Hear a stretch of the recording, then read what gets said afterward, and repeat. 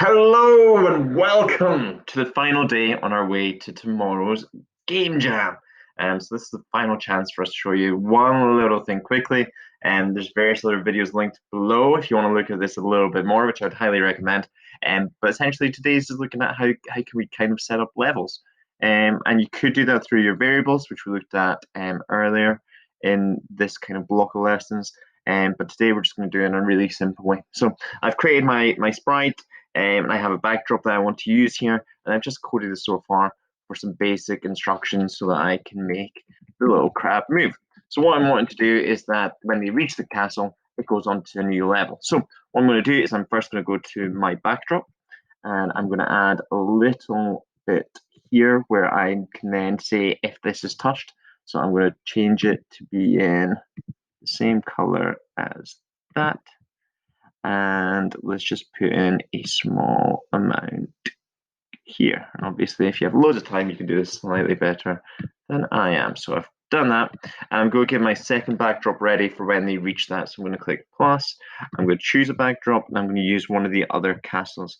Let's go for let's go for castle one. Why not? And I'm just going to leave that there just now. We're not going to do anything else with it. And I'm going to go back to my code and on my sprite. So I need this to be, let's actually code it from here. So in the event, so we're going to start the game by pressing the green arrow.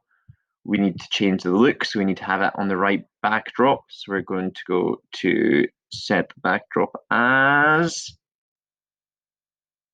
switch backdrop, this one here. So we're going to switch the backdrop to castle 2, and I want the crab to be in that position he is right now. So I'm going to click motion, and I'm going to go to the exact position as it is at the moment. So minus 119, minus 152. So if I press that, boom, he's where we want it to go. So now what we're going to do is we're going to set it so that message has been sent. So to do that, we're going to go to control, and we're going to go to the one that have actually not control, sorry, broadcast. So we're going to say broadcast, and we're going to create a message. We're going to undo that one, and we're going to click new message, and we're going to say go to level 2. And we want that to happen when he's touching the gray. So in the event